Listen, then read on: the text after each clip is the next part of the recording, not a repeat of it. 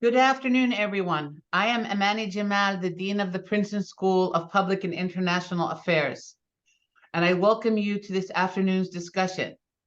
The war between Israel and Hamas is in its fourth week. SPIA continues to take a leading role in analyzing this situation, providing much needed context and offering possible solutions. Our faculty members have contributed their perspectives in print, broadcast, and digital media outlets across the country and around the world.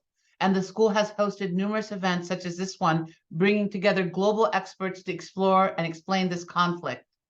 Our discussion today focuses on the laws of armed conflict, especially as they pertain to the ongoing dire situation in Gaza, juxtaposed to Israel's national security needs.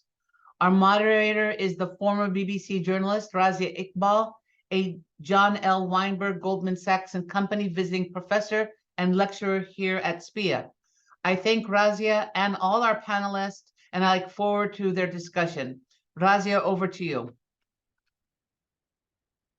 Amani, thank you very much, and thank you all for joining us this afternoon. Apologies from two of our original panelists. Unfortunately, both Asli Balu and Netta Bakar-Cohen have had emergencies that have called them away today. We are, though, most fortunate to have three panelists with enormous expertise in the subject that we're looking at today. They are Professor Amichai Cohen from the Israeli Democracy Institute, where he is a senior fellow at the Center for Security and Democracy. Kenneth Roth is the Charles and Marie Robertson Visiting Professor at SPIA. He previously served as the Executive Director of Human Rights Watch. And Pnina Sharvit Baruch is a senior researcher at the Institute for National Security Studies, where she heads the program on law and national security. Previously, she served for 25 years in the International Law Department of the Military Advocate General Unit of the Israel Defense Forces. Welcome to you all. A quick summary of the state of play as of noon Eastern Standard Time. Israel has gone into the second phase of its bombing of Gaza and its mission to eliminate Hamas in the Gaza Strip. Israeli armored vehicles have been seen on the main road running from north to south of the Gaza Strip, close to Gaza City.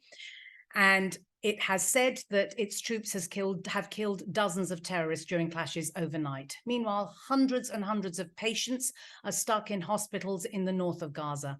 That's according to the United Nations Agency for Palestinian Refugees. And doctors say that Israel have told staff to evacuate Al-Quds Hospital in Gaza City. That was on Sunday. And they have said that moving patients, many of whom are in intensive care, is impossible. The Hamas-run health ministry in Gaza says more than 8,000 people have been killed since Israel's retaliatory bombing began. That retaliation, of course, as a result of Hamas's horrific attack on October the 7th, which killed 1,400 people. And as we are still seeing 230 people who are being held hostage in Gaza. We're going to talk, as Dean Amani Jamal said today, about the law of armed conflict, LOAC, known as International Humanitarian Law. Now, the more skeptical among you may think, as Cicero did, that laws are silent amidst the clash of arms. In other words, war by its very nature is beyond the law. Wars break out when the rule of law breaks down. Well, that could be true and can be true. Many people hold that view. But the principles that underlie the rules of war making go back centuries, often back to religious texts. Deuteronomy 20:10, for example, instructs warriors to offer peace to the people before attacking. And in 1625, Hugo Grotius, a Dutch philosopher, gave such rules a secular foundation. In On the Law of War and Peace, he lamented a lack of restraint in relation to war and posited a common law among nations that would impose limits. 3 centuries later, world leaders settled on such a law in the guise of the Geneva Conventions of 1949. All the world's countries have signed on to these principles, which protect wounded and sick combatants, prisoners of war, and civilians during wartime. And it is within those laws on armed conflict that we are going to have our discussion today, and as they apply to Hamas and Israel. Hamas is regarded as a terrorist organization by many countries, including the US, the UK, the EU, and others. Israel is a state, a nuclear power, which has the backing of many countries in its pursuit of defending itself following those horrific attacks on its southern communities. Let's begin with something that I hope we can all agree on, the equal application principle, which is a bedrock principle of the laws on armed conflict. They apply equally to all belligerent parties. Both sides must comply with the LOAC. The principle holds that regardless of which side attacked first, whether the initial attack complied with international law, which side is acting in lawful self-defense, and irrespective of the relative justice of the causes involved. Professor Amichai Cohen, can I presume that you accept that as the basis under which we're going to have our discussion? Of course, I accept the fact that both sides, and regardless of the fact that whoever started the war, both sides are should act under international humanitarian law. However, I must connect this general principle to the facts on the ground. On the one hand, is a terrorist organization which declares its intention to violate international humanitarian law and its disregard for international humanitarian law. And I'm not speaking here just regarding the Israelis. I'm speaking here regarding the Palestinians. The entire policy of the Hamas is to embed itself within the civilian population and undermine the entire international humanitarian law principle of distinction between civilians and combatants. So I accept, once again, the general principle, but the general principle should be read in the context in which it is implemented. And the context in which it is implemented is a very difficult one. I'm sure we'll discuss it more later. Indeed, we will. Ken Roth, is that principle something that you think we should bear in mind, and is the context the key here? Well, Razia, what you set forth is the distinction between what's known as jus ad bellum, why you go to war, and jus in bello, how you fight the war. And it's completely accepted that international humanitarian law, which is basically about jus in bello, how you fight the war, applies regardless of the justice of your cause. And so we can even posit that, the Israeli military is completely entitled to respond to Hamas's, slaughter of civilians on October 7th. But that does not relieve the Israeli government of the duty to comply with humanitarian law. Now, if I could take it a step further, though, a basic requirement of humanitarian law is that it imposes independent obligations on all parties to the conflict. So the fact that one side is committing war crimes does not enable the other side to commit war crimes. This is not a reciprocal duty, it's an absolute independent obligation. Now, obviously, as Professor Cohen notes, you can say that in the abstract, but you also have to look at the actual context on the ground. And so, when, for example, people say, oh, Hamas, they're using humans as shields, or they're fighting from populated areas, that's often true, but that does not relieve the Israeli military from the independent, persistent duty to take measures to avoid civilian harm. So, for example, not firing indiscriminately into a civilian populated area just because there may be certain military targets within it, or not even attacking a legitimate military target if the harm to civilians would be disproportionate. So the fact that, Hamas is committing war crimes is not the end of the story. And, just today, Prime Minister Netanyahu said, oh, it's all Hamas's fault. They're blocking civilians from fleeing northern Gaza. And that's just not the end of the story. Those all may be factually true, but that does not relieve the Israeli military from the ongoing obligation to take the prescribed steps to avoid civilian harm. Pnina, Sharvit, Baruch, in terms of your experience as a military advocate general in the Israel Defense Forces, presumably this has always been central. The conflict between Israel and the Palestinians, as we know, has been going on for decades. These are laws that are understood by senior commanders inside the IDF. Yes, I agree with both the previous speakers, both about the fact that Jews at Belo and Jews in Belo are separate, and both about the fact that there's no reciprocity. So even though the Hamas is clearly breaking every law in the book, and in a atrocious way, I mean, with really atrocities that we are still trying to comprehend and still trying to digest.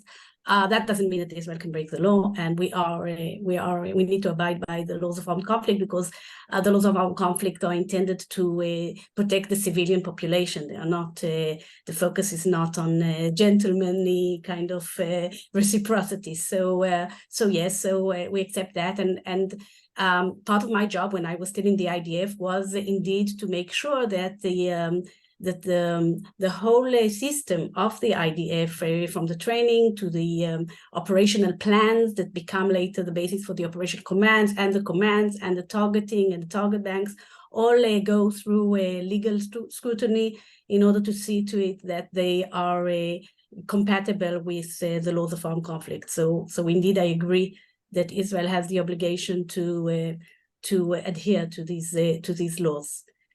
Of course, the tough question is, what does it mean in practice? And I guess we will get to that now. But on the general principle of it, I don't think there's any disagreement here in the panel. Exactly. So let's look at the practicalities. Let's look first at the initial phase of the war inside Gaza as conducted by Israel. I wonder, Amichai, Cohen, if you will just outline for us what your understanding was when the Prime Minister said that the mission was to completely eliminate Hamas. The politics of it we can put to one side, but in terms of what you understood by how that was going to happen and what we saw immediately after October the 7th, which was some pretty extraordinary number of bombs that were dropped on Gaza. Your interpretation of that as being the initial phase? I think we should differentiate here between the goal of the operation or of the war, as Israel has stated it, and the actual way Israel implements or its policies and tries to get to the goal. Now, the goal for me is simple.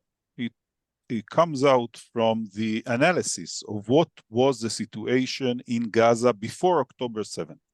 So before, as I understand it, before October 7th, the Gaza Strip was hijacked by a terrorist organization. A terrorist organization overtook the Gaza Strip. It's in violation of the agreements between Israel and the Palestinian authorities, in violation of every conceivable, I think, human rights regime that we can think about. And the goal of taking out the Hamas and bringing Gaza back to be under the regime of the Palestinian Authority, under the control of the Palestinian Authority, if this is the goal, seems to me a pretty legitimate goal, which should be supported by everyone that supports any kind of solution to the Israeli-Palestinian conflict in the Middle East. Now, the Prime Minister and the Israeli government in general...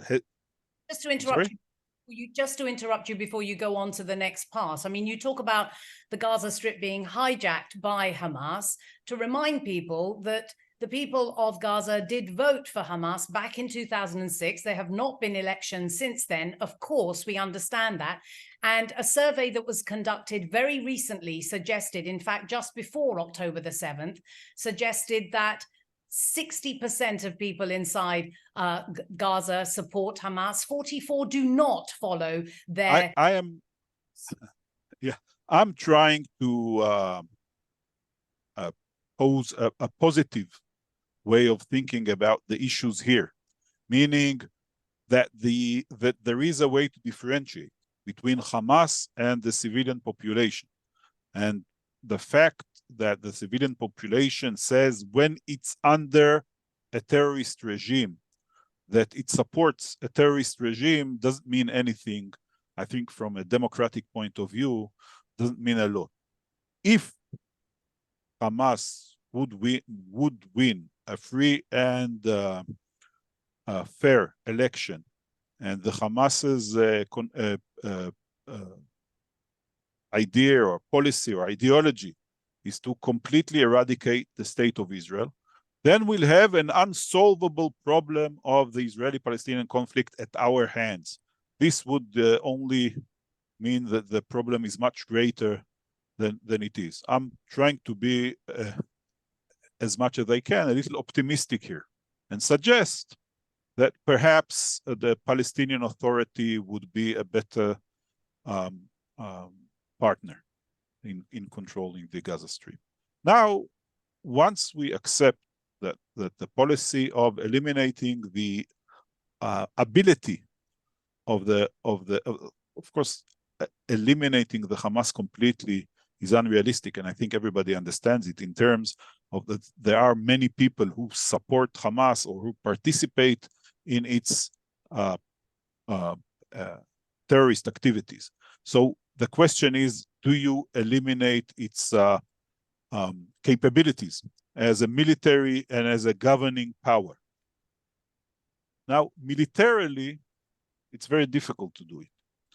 And the question, as international humanitarian law experts, we should ask ourselves is, what is the way in which a state trying to fight a terrorist organization like Hamas, or if you look at what happened in the battle over Mosul, like ISIS, or if you look at the battle over Fallujah, what can a state do in order to take out this terrorist organization from within the civilian population? What would be the best policy? In my opinion, and I'll just say a sentence here and I'll end because I've taken a lot of time. In my opinion is that evacuation of the civilian population is the only possible way to limit civilian casualties in this situation. There is no other way. Keeping the civilians within Gaza City will only cause much, much more suffering. Okay. How it should be done should be discussed, but that's the only solution. Okay, well, it's certainly true that the Israelis made announcements and asked the civilian population inside Gaza to move from the north to the south. Ken Roth, it was quite clear very quickly that as people started to leave, there was still bombing in the south, which made it very difficult for people to feel secure. And it also made many people feel that they could not trust those evacuation warnings. That's absolutely the case, Razia. I mean, just a quick note on what Professor Cohen started off with. Even if it were true, which it's not, that the people of Gaza actively supported Hamas, that they would vote for Hamas tomorrow, all of that is irrelevant from the perspective of humanitarian law, because voting does not make you a legitimate military target. Until you take up arms, you're a civilian and you're protected. And you cannot, international humanitarian law does not take polls to decide who is protected and who isn't. They're all civilians unless they take up arms. Now, in terms of the warning, humanitarian law does require warring parties to give effective advance notice, if possible, in order to warn people to leave an area that's going to be attacked. And so, the Israel's warning was ostensibly humane, but it was done in an inhumane way. One to tell 1.1 million people to move south as the route to the south is being bombed, as the south is still being bombed, as the south itself is subject to this siege, which, again, in violation of humanitarian law, is blocking the import of the food, the water, the electricity, the fuel, the necessities of everyday life. So here you have people who've been subject to a 16-year blockade, suddenly have their day-to-day sustenance taken away, and they're all supposed to take in the people from the north. I mean, this is just it's not feasible. And that's leaving aside even things like, hospitals and the like, which can't possibly evacuate. So, I think that's why, according to current estimates, roughly a third of the population of northern Gaza, meaning hundreds of thousands of people, remain in place. And people stay in place, for various reasons. I mean, one, just fear, expense at this stage. I mean, the taxi ride south, which used to be a few dollars, is now a few $100s. It's not having any place to go. It's fearing, poor reception when they get there. Sometimes it's just not wanting to leave their house. And then, the other factor in all of this is history, because everybody remembers 1948. Everybody remembers the Nakba. And then, the warnings, the shoves out the door to flee an area meant you left permanently. And, does that mean that if people leave northern Gaza, that they will never be allowed to come back? They have no confidence as to how this will turn out. The other factor that I think is, and I'll conclude with this, that is important to remember is that this is not the first time that the Israeli government has given a mass evacuation warning.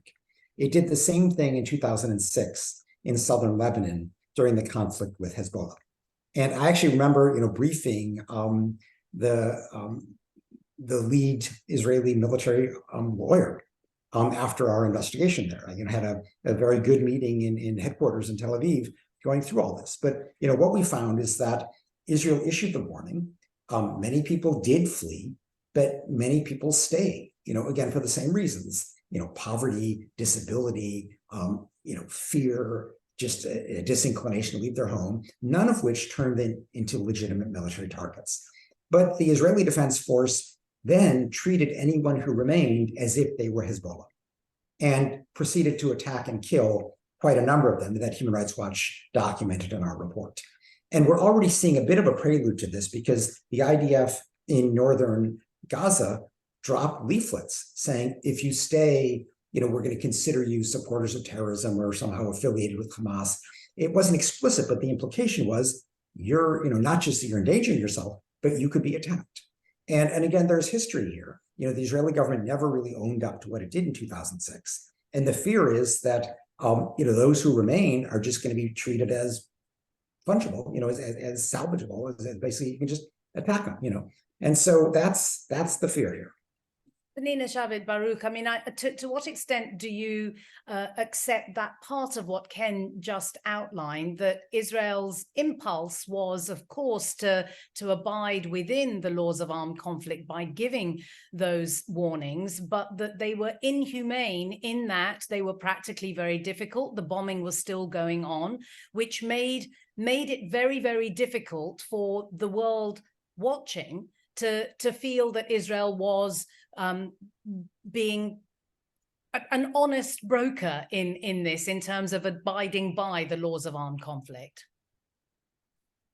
So I think we have to understand the complexity of the situation, and first it's important, first of all, to understand what we are dealing with. So when we're talking about the northern part of Gaza, where the attacks focus, that's not only there, they're also in other parts of Gaza, also in the center of Gaza, less in the south of Gaza, by the way, and there aren't so many bombings, and there is humanitarian, by the way, trucks bringing in humanitarian aid and to the southern part of Gaza. So that isn't at the moment, there's no shortage there of food and water supplies. But we have to understand that what the Hamas did, the Hamas and also others like the Islamic Jihad, is that all the military infrastructure of the Hamas is inside civilian buildings and underneath civilian buildings. It's inside schools and mosques and houses and hospitals, and underneath them there's a network of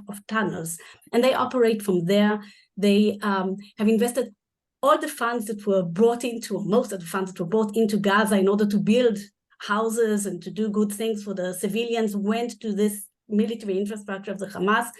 And once this attack of the 7th of October made it very abundantly clear to Israel that the Hamas is a threat that Israel cannot continue to live with this threat next to us. We have we have 120,000 internally displaced Israelis at the moment from the southern part of Israel. The houses were either burned and destroyed, or it stood for, even those that didn't, that still remained standing. They can't live there because the threat of Hamas is a huge threat on Israel.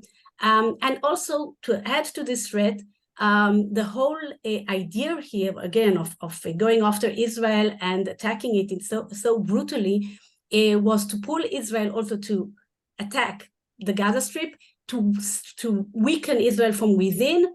And we know that there are links between the Hamas and Iran and the Hezbollah and other Shiite proxies, and they're waiting to see if Israel is conceived as weak and is not having the ability to confront the Hamas, they're going to come in too. So this means that we could have a war from all fronts. They also the West Bank and Palestinians there, there is a lot of Hamas support also there, and potentially, and thankfully, the internally, this is not happening, but this is also even they wanted and they tried to persuade the Israeli Palestinian Arabs to also join, but they are, of course, opposing what Hamas did and standing by other Israelis. They are also, by the way, Arabs that were murdered and kidnapped by the Hamas.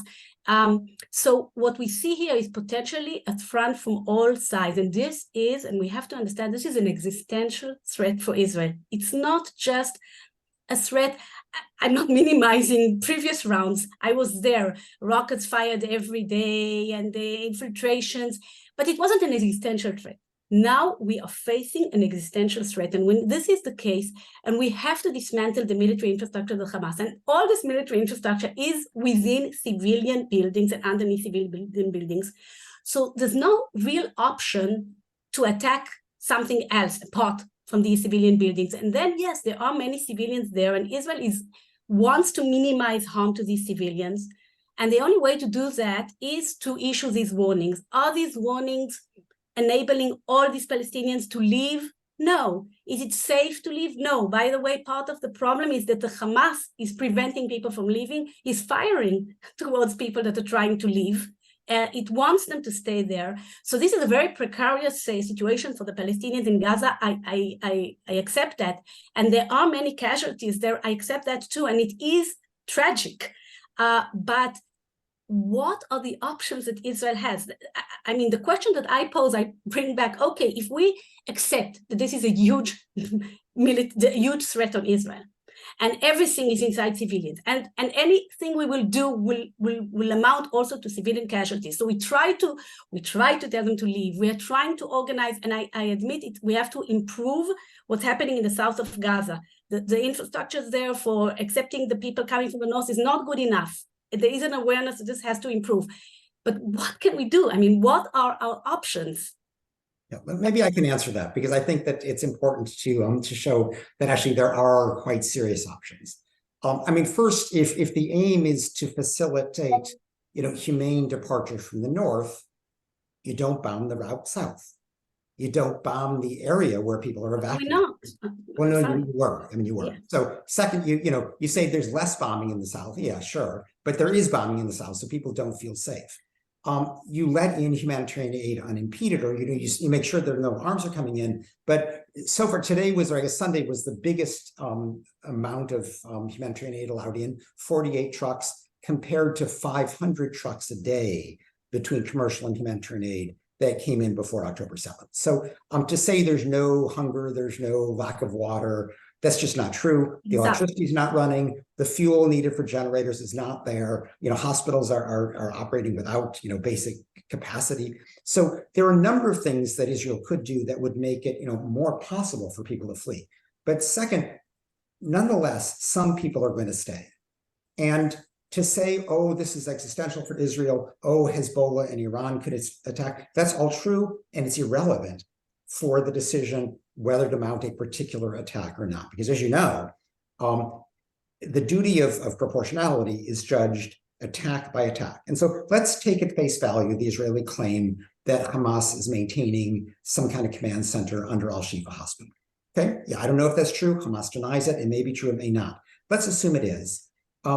You then have to say, is the Israeli military entitled to attack Al-Shifa Hospital? And the answer is absolutely not, because the harm to civilians would be wholly disproportionate. And that's the analysis that has to be made in every single case. So obviously, the more people who evacuate, the easier it is to say this is not a disproportionate attack. Certainly something that would enable people to leave is not to just have some general on YouTube say, you can come back, but have Netanyahu vow to the United States, this is not going to be another Nakba. Anybody who leaves is going to come back, I 100% guarantee it, and Joe Biden's going to guarantee it as well. Things like that would enable people to gain confidence. But of course, you don't hear that from Netanyahu. From Netanyahu, you just say, oh, Hamas is preventing people from fleeing, as if then anything goes. And that's almost an invitation of war crimes. So there is a lot that Israel could be doing that would help to depopulate northern Gaza, to reduce the harm to civilians, but it's not doing it. It's really not taking foremost care for the civilian population. Amichai, Professor Amichai Cohen, I wonder if you can just address that very specific issue of Al-Shifa Hospital. One of the doctors who works there, who is not a Palestinian, Dr. Mads Gilbert, he has been there for 16 years, and he says he has always been able to walk around the hospital. He knows who comes in and out of this hospital. There are no tunnels underneath that hospital that hold Hamas weaponry or any such thing. Do you agree with Ken Roth that Israel could do much more to present its case beyond saying we have to eliminate Hamas?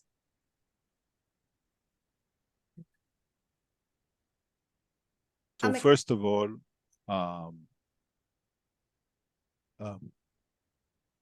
criticism regarding the current Israeli government is something that before October 7th, I participated in a lot. So it's not that I don't want to defend every action of the current government, but there has to be, I think, differentiation here. I want to address just one point, and that I completely agree with what Professor Roth said about the fact that civilians remain civilians until they are proven otherwise, or until they fully participate in the armed conflict. It's completely correct. And the question of proportionality, I think, which is at the center of the question here, is I don't know. I have no knowledge. Unlike Pnina, Sharvit, Baruch, I was never in the military advocates general's office. I was never privy to any information regarding the Shifa hospital, whether there is a command center underneath it or whether there is. What's clear to me is that Israel, I don't believe Israel will bomb the Shifa hospital, even if there is a command center underneath, will destroy it in order to get to the command center underneath. The only viable option that Israel has regarding the Shifa hospital is either the hospital will be evacuated or some ground operation in which soldiers will get directly into what happens underneath, if there is something underneath. Now, it makes no sense for Israel to destroy the Shifa hospital in terms of, even if we put law aside, just in terms of the public image of Israel. If you destroy the hospital and then you find out there's nothing underneath, then of course, Israel will be held responsible for some. There's no proportionality there. There's no military goal. So I'm they won't do it unless they're sure. But regarding the specific issues, now evacuation, and it will always be a messy way of dealing with the issue. There's no nice way for 1 million people to move from one place to another. It's impossible. Now, we have in front of us a real question, and it's a real question. And I'm Professor Roth. I accept everything he says in terms of the possibility of Israel to do more, but there is a real question here. What is going to happen in the next few weeks? And what will international lawyers say about it? I think about it as a decision, as a T-section of international humanitarian lawyers. Now, do you prefer to take the position that unless A, B, and C, and D are done, then we're not going to do it at all, we're not going to support it? Or, and I think that's the position that should be taken, is that there are problems and problems should be fixed. And I agree with Pnina, and I think I even agree with Professor Roth regarding the specific criticisms. Nevertheless, the civilian population should be evacuated. There's no other way to conduct this conflict. And I'm not speaking about the law here. I'm speaking about the question of civilian death. The other option, if civilians will not evacuate in large numbers, and of course not everyone will evacuate, and of course civilians that would stay would remain civilians. It's clear. It's not something. We don't argue about it. But the question is, how will there be less civilian casualties? And the way that there'll be less civilian casualties is that if they'll move out of Gaza City. If they won't move out of Gaza City, then even if Israel keeps to the letter of international humanitarian law, even the other side of saying that international humanitarian law is seen only in the terms of a specific operation, is that the attacking army can always show that in a specific operation it was proportional. But look at, if we try to look at the big picture, not at a specific operation. The big picture is that the only way to save thousands of children and civilians, and I'm saying it could be that every specific operation would be a proportional one, and still a lot of civilians will die, because that's the nature of the target in Gaza City. The nature of the target is that the Hamas and the civilian population are one within each other or one under another. So I think that's the goal that we should set.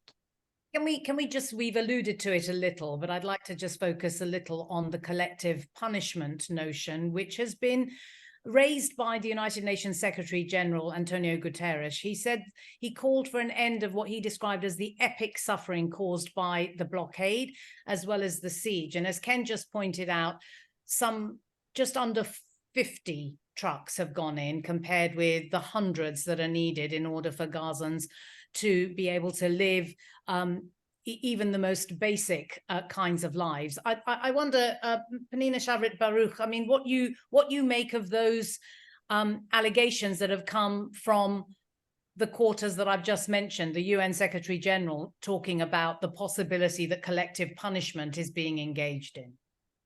I think collective punishment is when you are punishing the civilians, when your aim is to punish the civilians for something the other side did.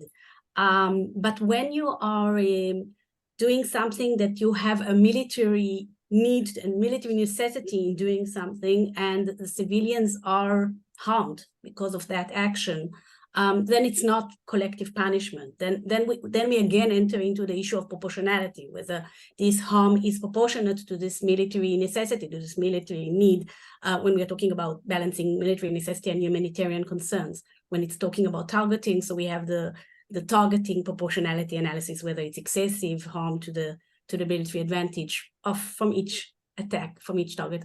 I agree with that. But when you look at each target, it's looking also in the context of the general campaign. But if I go now to the humanitarian issue, so first of all, we need to make a few points that need to be clarified. First of all, there's this notion somehow that Israel is occupying Gaza. This is, I think, a political concept that was linked to the link between the West Bank and the Gaza Strip. But the occupation, the legal test for occupation is effective control. And Israel does not have effective control since 2005, and it definitely doesn't have effective control now. It was, yeah. To interrupt you, because everybody Israeli I've ever heard makes this point, but the blockade effectively works as an occupation, which has been in place for 17 years. So let me first of all, I'm not sure that effective control makes a status of occupation, that a blockade of the external perimeter is enough to be considered effective control. And if you look at also at the ICJ case on sorry, I forgot, it's the middle of the night here. Maybe you remind me. This is not necessarily enough. But beyond that, Israel did impose in the beginning when Hamas just took over a blockade and closed everything. But we have to remember Gaza has an open border with Egypt. Israel does not control that border. And just by seeing all this equipment that the Hamas brought in, these trucks, these weapons, these UAVs, where did they come from if it was under a blockade? The border with Egypt is completely open. Sometimes Egypt closes it, but that's already between Gaza and Egypt, between the Hamas and Egypt. So there's no real effective blockade, and there wasn't an effective blockade until the 7th of October of the Gaza Strip. So this is also factually not true. And it is not occupied, and we don't have effective control. And this attack that the Hamas carried out with thousands of Hamas operatives coming and managing to enter into military bases, into 22 villages and butchering people, I think shows that we don't have effective control over there. So we don't have a responsibility of an occupier to the Palestinian residents in Gaza. What we do have is the obligation that you have towards the enemy civilians is that to prevent starvation. And this is also the same if you have a siege. By the way, yes, I know the Ministry of Defense said siege and we won't let any water, food, or anything.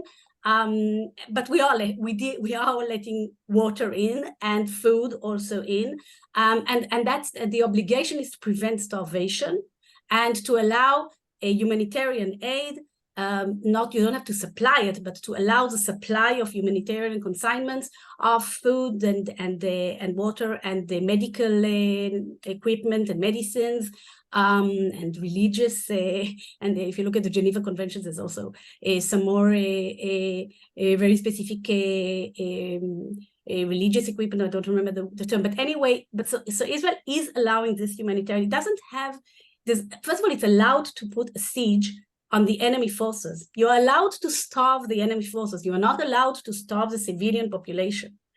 And Israel is not trying to starve and does not want the humanitarian crisis on our border. It is against our interests.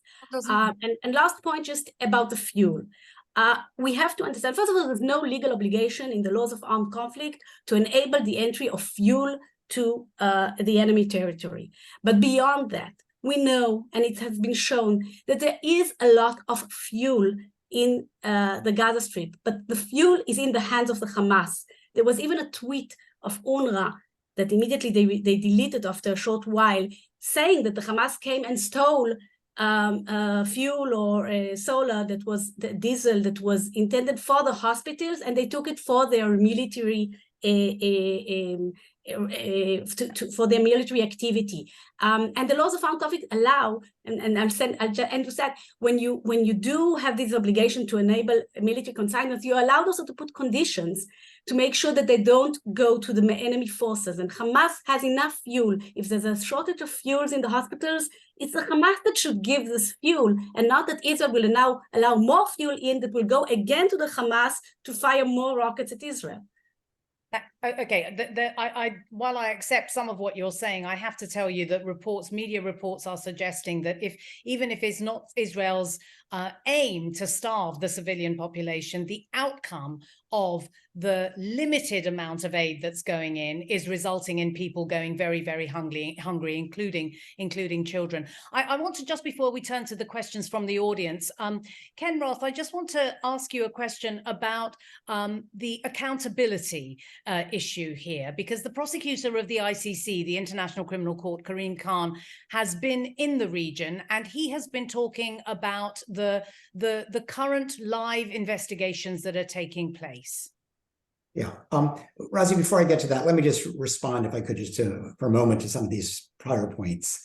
I mean, one, it clearly is an occupation done in conjunction with Egypt, because, where is the airport in Gaza? Where is the seaport in Gaza? Where is the capacity of the people in Gaza to travel for any reason, to visit relatives, to study, to work? There are huge limitations which Israel, in conjunction with Egypt, imposes. And that's why everybody considers it still an occupation.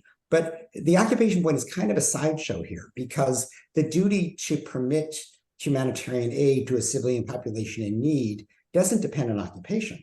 It's just an absolute duty to the warring parties. And the standard is not, are they starving or not? The standard is, are they in need? And there's no question that the civilian population is in need. Now, could Hamas hand over some of this? Perhaps, but this is not a matter of either Israel or Hamas providing humanitarian aid. The UN is going to provide the humanitarian aid, and the Israeli government is saying, no, you can't. We're only going to let in drips and drabs, which even at the highest point on Sunday, do not even approach 10% of the material that was coming in commercially or humanitarianly until October 7th. So that's the requirement. And, is it collective punishment? When the defense minister says in the context of the siege, these are just human animals, it certainly sounds like this. It sounds like an invitation to war crimes. It sounds like, the aim is to punish all these people because somehow they gave rise to Hamas. And that's just wrong. Now, you ask about Karim Khan. And, until yesterday, Karim Khan was basically AWOL. He has had an open investigation since he took over as chief prosecutor in June of 2021. And he seemed to want to slow walk that investigation because he remembered what happened to Fatou Bensouda, his predecessor, who had sanctions imposed on her by Trump because, she had the audacity to open an investigation, in Palestine, which could implicate Israeli officials, and in Afghanistan, which could have implicated US torturers. Now, I frankly have been pushing him in numerous public settings to stop slow walking it. And I was very happy that yesterday he showed up in Egypt and gave a press conference and, said, I'm taking this seriously and we're working on this. And indeed, even issued warnings. He said regarding the Israelis, it's a violation to block humanitarian aid. And you've got lawyers like Pnina who are advising you, you know exactly what you're doing. And so he really kind of put it out there. He made clear that what Hamas had done, was also war crimes, and he suggested he would be pursuing them. He made allusions to the West Bank, although, that's where he's really been slow walking because the settlements are clear war crimes. There are violations of Article 49 of the Fourth Geneva Convention prohibiting transferring by an occupying power of its population to occupied territory. He's done nothing with that. He's done nothing with the Islamic Jihad rocket attack. So maybe he's waking up now. I hope so. I think his failure to act has created a situation of impunity that has encouraged more war crimes. Prompt action similar to what he did in Ukraine with Putin could send a signal that these war crimes are not going to be tolerated. Let's turn to some questions from the audience. And there have been a couple about the 230 hostages that Hamas took on October the 7th. I think 4 have been released so far. A couple of questions about that. How can there be a conversation about any of this, which is what we're talking about here, when Hamas has more than 200 innocent civilians, including children and babies? And the other question is really about the lack of attention to what Hamas can do to end the suffering of their own people, given the context of the hostages being held. There's good reason to believe that Israel's response could be different if those hostages were released. Amichai Cohen, what's your view of that? So I want to pick up this issue of the kidnapped persons and connect it to the last point of Professor Roth regarding accountability. Because I think here it's important to understand that it's the role of the international community to intervene also in this issue. It's put up right now the bilateral issue between Israel and Hamas, but actually these are clear violations, at least war crimes and crimes against humanity, the taking of hostages. And there are states, at least 2, perhaps 3 states, that have aided the Hamas in doing these violations. And my question, I think, or my proposal, is that if the potential violations of Israel, as Professor Roth has stated here, should be investigated, then it's clear to me that clear violations by other states, not only the Hamas, should certainly be examined as assisting. They aided and assisted the Hamas by financing it, by allowing it to act, by even ordering it to act in a specific manner. I think this is an issue in which the international community could really make a difference here, and perhaps even the International Criminal Court.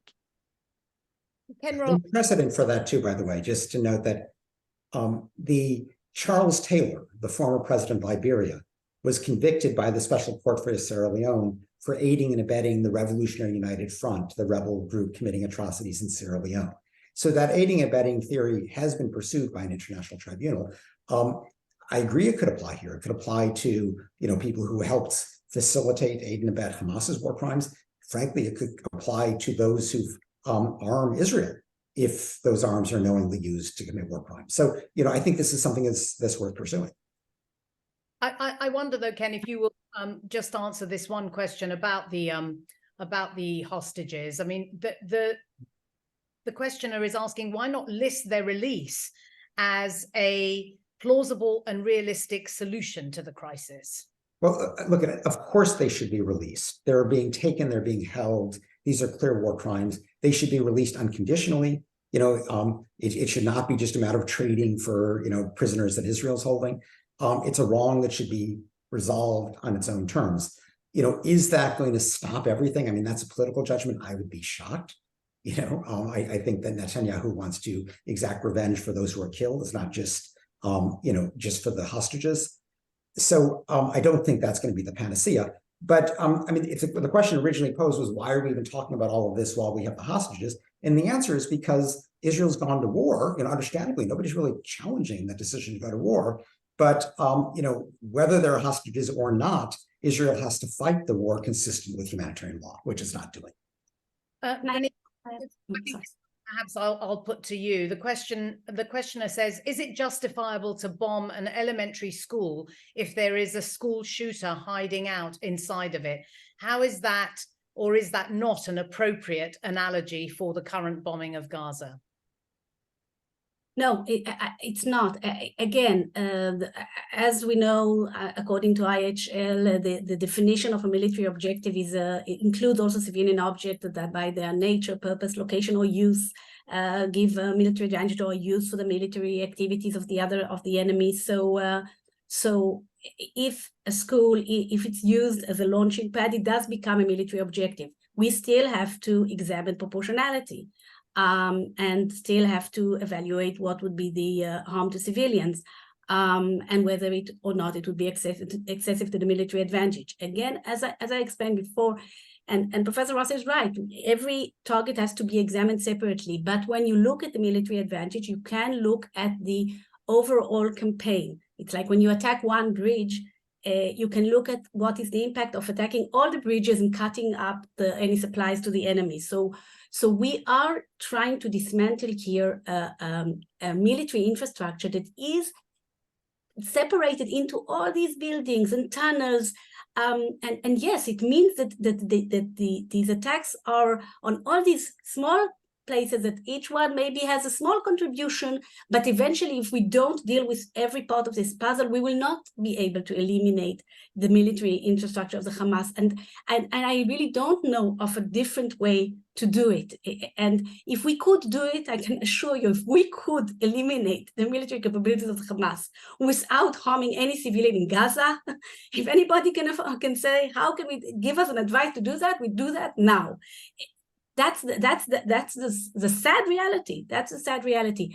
And just about the hostages, I do want to add one point, and I think it's important, especially for the discourse in the U.S. academia, if I may say so, because all the time the discussion is what Israel should or shouldn't do to spare the civilian population of Gaza. But there's also a question what Hamas should or shouldn't do to spare the civilian population of Gaza. And the Hamas, which is a de facto government there, it can stop. It can save the lives of additional civilian casualties in Gaza if it just surrenders. If it surrenders, if it says, okay, I made a mistake, we release all the hostages, give up your arms, adhere to some kind of an international component that will come and see to it that Gaza, that all these weapons that are threatening Israel are taken away. This could be an option. It could open a path to a better future for Gaza. Nobody's even expecting Hamas to do that, so nobody is even requesting it to do that. But you can't support Hamas. You can't treat it as a national liberation movement that is a legitimate movement, and on the other hand, not demand it, make any demands that it should do things for the benefit of the population that it is so-called trying to liberate, because it's not trying to liberate anybody. It's trying to destroy the state of Israel. It's trying to destroy any prospects of a peaceful resolution of this conflict, and we all know that. But somehow, I think in the faculties, among students, among professors, they don't know that. So I think that's also something that should be said. When you're supporting Hamas, you're not supporting a peaceful resolution of the conflict. You're not supporting the end of the 1967 occupation. You're supporting the idea of the destruction of the state of Israel.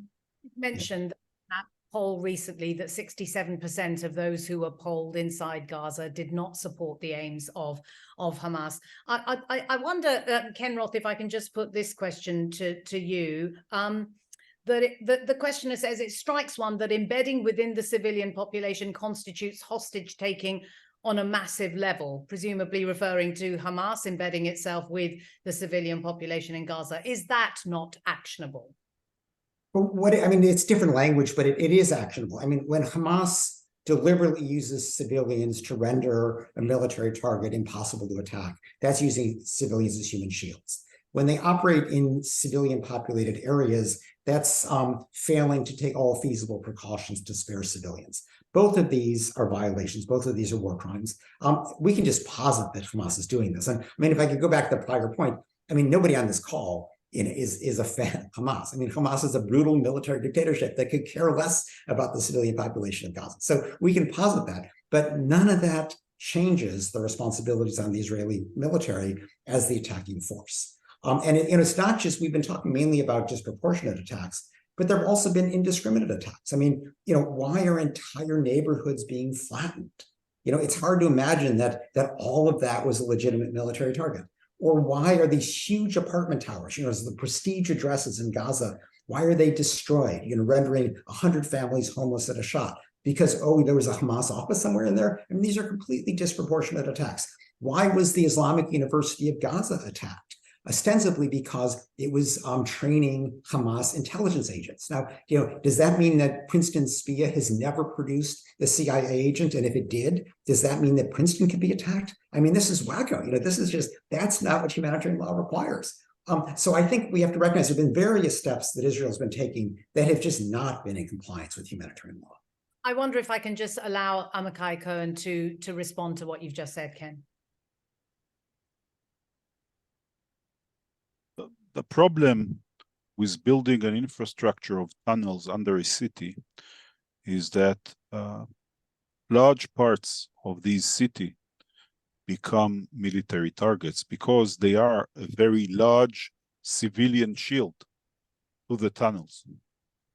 So I don't know about any specific target and any specific building, and I don't want to protect here any specific action of the army, but it should be understood that if there are tunnels running under civilian towers, and the only way to get to the tunnels is by bombing the civilian towers, then the civilian towers become a military target. We all know that the definition of a military target, and it's by design, it's not a mistake, as it was defined in the first additional protocol, is very, very flexible.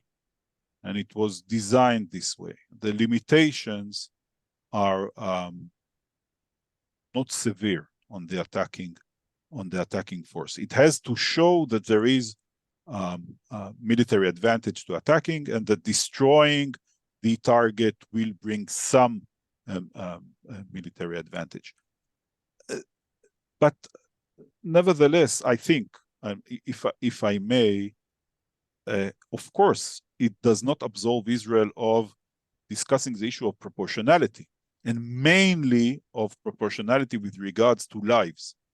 I understand the problem of property, but I think, at least in this discussion, we should, at least that's my position, that property might be problematic, and attacking specific targets, objectives might be problematic, but the real question before us is how to preserve lives.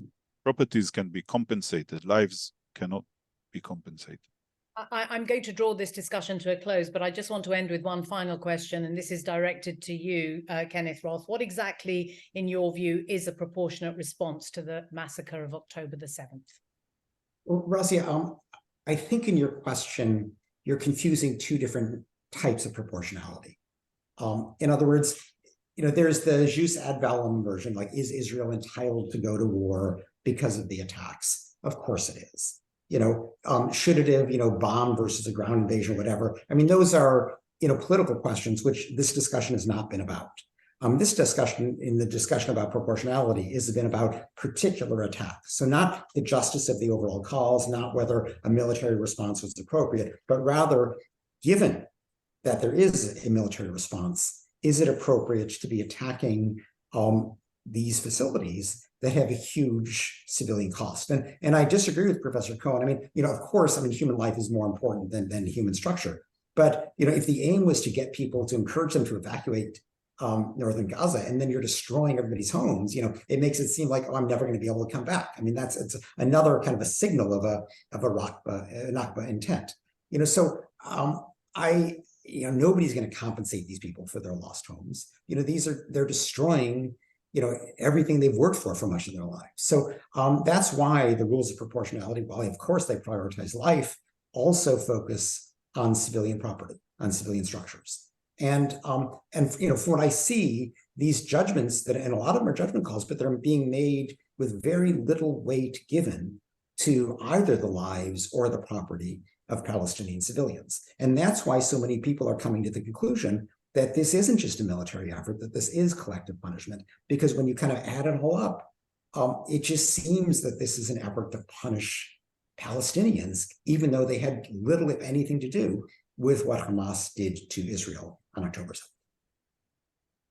We are sadly going to have to draw this to a close. This has been recorded. It can be found on the Princeton University's YouTube platform. So do share with other people who have not been able to tune in to us today. I'd like to extend my thanks to Kenneth Roth, to Pnina, Sharvit, Baruch, and to Professor Amichai Cohen, particularly to our Israeli guests who are joining us from a very, very late night there, and obviously also in the middle of profound trauma for the country of Israel, the state of Israel. Thank you all very much indeed for being with us. This is in a series of conversations and debates that we are trying to put together here at Spear. There will be another one looking at the history of the two-state solution.